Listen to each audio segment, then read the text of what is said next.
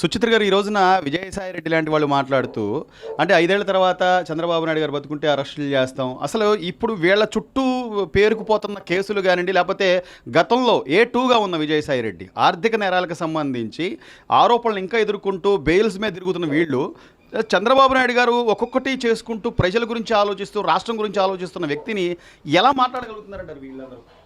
అసలు విజయసాయి రెడ్డి లాంటి వాళ్ళకి ఉచ్చం నీచం సిగ్గు శరం ఏమీ లేని వ్యక్తులండి వీళ్ళందరూ.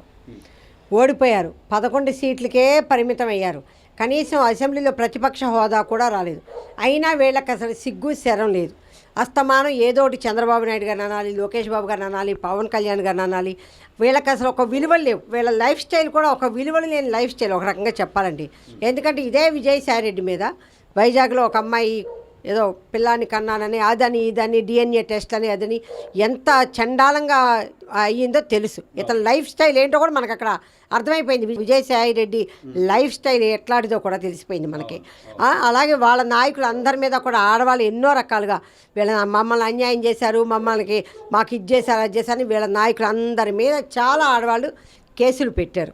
అయినా వీళ్ళకి సిగ్గు శరం లేదు.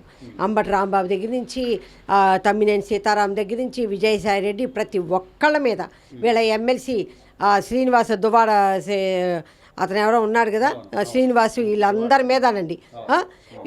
అసలు పిచ్చిగా అనమాట. అంటే వీళ్ళ పెళ్ళాలే వీళ్ళ మీద కేసులు పెట్టిన దాఖలాలు అనమాట. అంత దరిద్రపు బ్రతుకులు వీళ్ళందరూ కూడా.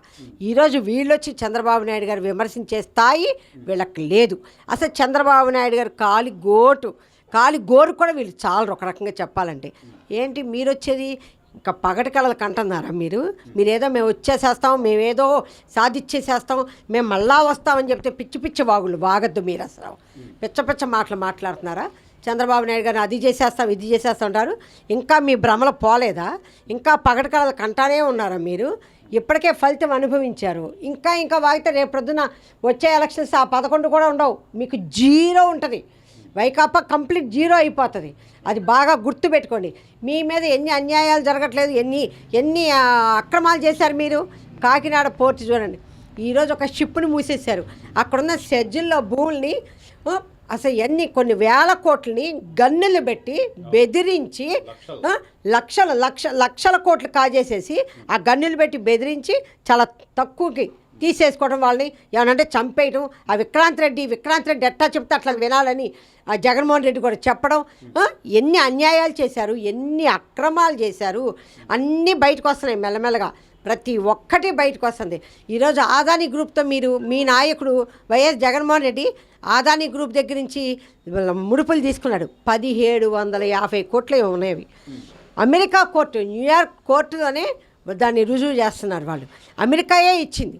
మీ నాయకుడు వైఎస్ జగన్మోహన్ రెడ్డి 1700 కోట్లు ముడుపులు తీసుకున్నాడు ఆదాని గ్రూప్ దగ్గర నుంచి అని. ఆఖరికి మీ బాలినేని శ్రీనివాస్ రెడ్డి గారే చెప్పారు, సెకీకి అర్ధరాత్రి నన్ను లేపి సంతకం పెట్టమంటే నేను పెట్టనన్నాను, తెల్లారి శాసనసభలో వాళ్ళు బిల్లు పాస్ చేయించుకున్నారు అని చెప్పేసి కూడాను. అన్ని ప్రూఫ్లు దొరుకుతూ ఉన్నా ఇంకా సిగ్గు లేదా? ఏ మొహం పెట్టుకుని వాటర్ ఇస్తారు మీరు? ఏ మొహం పెట్టుకుని వాగుతున్నారు చంద్రబాబు నాయుడు గారిని, లోకేష్ బాబు గారిని, పవన్ కళ్యాణ్ గారిని? ఇష్టం వచ్చాడు వాగటానికి. మీకు సిగ్గు శరాలు లేని బ్రతుకులు మీరే కాదు, మీ నాయకులు, మీ మహిళా నాయకులు అందరంతే. మొత్తం A to Z మీకు అసలు సిగ్గు శరాలే లేవు. ఓ పక్క చెల్లెలు అసలు నువ్వు రాజీనామా చేయి, నువ్వు అసలు రాజకీయాలకే పనికిరావు అని విమర్శిస్తుంటే, ఈయన మాత్రం నాకు సన్మానం చేయాలి, గత 5 ఏళ్లలో అద్భుతమైన పరిపాలన కొనసాగించాను, మీరు సన్మానం చేయాలి నాకు అని చెప్పి మాట్లాడుతున్నారు. అసలు దేనికి సన్మానం చేయాలంటే అంటే అమరావతిని విధ్వంసం చేసినందుక, లేకపోతే పిల్లల భవిష్యత్తును నాశనం చేసి డ్రగ్ ఆంధ్రప్రదేశ్గా మార్చినందుక? అది దేనికి మేడం సన్మానం చేయమంటున్నారు? దేనికి సన్మానం ఏంటి? దగ్గర ఒక 15 లక్షల కోట్లు వెనకేసుకున్నాడు కదా, దానికి సన్మానం చేయాలేమో ఆయనకి. ఎందుకంటే మొత్తం పేద ప్రజలందరూ రక్త మాంసాలు పీల్చేసేసి మొత్తం రాష్ట్ర ఖజానాన్ని కొల్లగొట్టి జగన్మోహన్ రెడ్డి గారు ఒక 15 లక్షల కోట్లు వెనకేసుకున్నాడు. అందుకు సన్మానం చేయాలా ఈయనకి? అమరావతి ప్రాంతాన్ని సర్వనాశనం చేశాడు, దానికి సన్మానం చేయాలా? ఎంతోమంది మహిళల జీవితాలు సర్వనాశనం చేశాడు. ఎంతోమంది మహిళల మీద చచ్చిపోయారు, ఎంతోమంది మహిళల మీద అఘాయిత్యాలు జరిగినాయి, దానికి సన్మానం చేయాలా? ఎంతోమంది యువత ఉద్యోగాలు లేక డ్రగ్స్ బారిన పడి పెడతో పట్టేశారు, దానికి సన్మానం చెయ్యాలా? అన్నా క్యాంటీన్ని మూసేసి పేద ప్రజల కడుపులు కొట్టాడు, దానికి సన్మానం చెయ్యాలా? దేనికి సన్మానం ఈయనకి చేయాలి, ఈయనకి పెద్ద నాకు సన్మానం చేయాలని దేనికి? తల్లిని చెల్లిని వెళ్ళగొట్టేసావు ఇంట్లో నుంచి. ఏ ఆడవాళ్ళకి రక్షణ లేదు రాష్ట్రంలో. వీటన్నిటికీ కలిపి నీకు సన్మానం చేయాలా జగన్మోహన్ రెడ్డి? దేనికి సన్మానం చేయాలి ఈయనకి? సో ఓవరాల్గా ఏం చెప్తారంటే ఈ రోజున చంద్రబాబు నాయుడు గారు ఒకవైపు నుంచి కేంద్రం దగ్గర నిధులు తీసుకురావడం కానివ్వండి, అమరావతి డెవలప్మెంట్కి సంబంధించి ఒక రైల్వే జోన్ అని, లేదా రోడ్లు, ప్రధానంగా రోడ్లు మేడం, ఈ గత 5 ఏళ్లలో గుంతల రోడ్లలో ఎంతమంది ప్రాణాలు అసలు పోసారో, లేకపోతే ఎంతమంది రోడ్డు ప్రమాదాల్లో గాయాలు పడ్డారో వాళ్ళందరికీ కూడా ఇది ఒక చాలా గొప్ప ఇదనమాట. రేపు పండగ రోజులోపు రోడ్లు ఉండాలి, పండగ తర్వాత మహిళలకి ఉచిత బస్సు ఇవ్వాలి, అట్లా ఒక్కొక్కటి చేసుకుంటూ వస్తుంటే ఎందుకు ఇంకా ఈ అంబటి రాంబాబు లాంటి వాళ్ళు, లేకపోతే పేరు నాని లాంటి వాళ్ళు కళ్ళతో చూస్తూ కూడా ఎందుకు ఇలా బురద జల్లే ప్రయత్నం చేస్తున్నారంట? ఏమండి, చంద్రబాబు నాయుడు గారు అంటేనే డెవలప్మెంట్. చంద్రబాబు నాయుడు గారు అధికారంలోకి రాగానే డెవలప్మెంట్ స్టార్ట్ చేసేసారు. మనం చూస్తున్నాం ఈరోజు అమరావతికి 17,000 చిల్లర కోట్లు నిధులు వస్తున్నాయి సెంట్రల్ గవర్నమెంట్ నుంచి.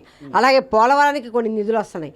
ఈలోపు రోడ్లు డెవలప్ చేయడానికి కానీ ప్రతి రోడ్డు గుంతల రోడ్లన్నీ అంతా కరెక్ట్గా పర్ఫెక్ట్గా చేయాలని చెప్పారు. అలాగే అన్నా క్యాంటీన్లు ఓపెన్ చేశారు. ఎక్కడెక్కడ కొన్ని వందల కంపెనీలు ఎప్పటికే చాలా కంపెనీలు మనతో వ్యాపార సంబంధాలు పెట్టుకుని కొంతమంది ఫ్యాక్టరీలు పెడతామని వచ్చారు. ఎన్నో కంపెనీలు వచ్చేసి వేరే దేశాల నుంచి వస్తున్నారు. అందరూ వచ్చి మేము ఆంధ్రప్రదేశ్లో పెట్టుబడులు పెడతా ఉన్నారు. ఆ పెట్టుబడుల ద్వారా యువతకి ఎంతో ఉద్యోగ అవకాశాలు కల్పిస్తారు. ఈరోజు డిఎస్సి ద్వారా చాలామంది, మెగా డిఎస్సి ద్వారా చాలామంది యువతకి కూడా ఉద్యోగాలు వస్తున్నాయి. ఇవన్నీ చూసి తట్టుకోలేకపోతున్నారు వాళ్ళు. ఏంటా మేమున్నప్పుడేమో ఒక్క కంపెనీ రాలేదు, ఒక్కళ్ళు రాలేదు, మేము పెట్టుబడులు పెడతామని కానీ, మేము ఫ్యాక్టరీలు పెడతామని కానీ, మేము కంపెనీలు పెడతామని కానీ ఒక్కళ్ళు రాలేదు. ఈలోపు చంద్రబాబు గారు అధికారంలోకి రాగానే ఎక్కడెక్కడ కంపెనీలు వాళ్ళందరూ వస్తున్నారు, దేశ విదేశీ ప్రతినిధులందరూ వస్తున్నారు. వచ్చి మేము పెడతాం పెట్టుబడులు, ఆంధ్రప్రదేశ్ రాష్ట్రంలో మేము పెడుతున్నాం అంటే అది తట్టుకోలేక అంబటి రాంబాబు వీళ్ళందరూ కూడా నోటికి ఇష్టం పేల్తారు. అంటే ఇదేంటంటే ఒక రకమైన జలసి. అంతేకాదు వాళ్ళు ఇన్సెక్యూరిటీ ఫీల్ అవుతున్నారు. ఇక ఇలాగే ఉంటుంది, మనం ఎప్పటికీ రావలేము ఇక అధికారంలోకి.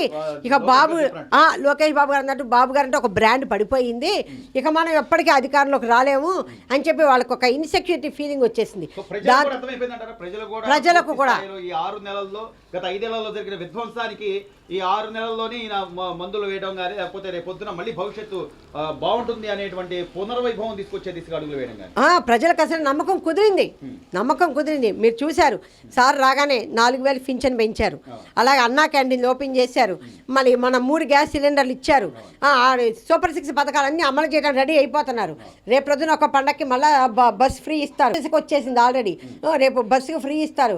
ఆ తర్వాత తల్లికి మన వందనం కూడా ఇస్తారు. ఆడబిడ్డ నిధి ఇస్తారు.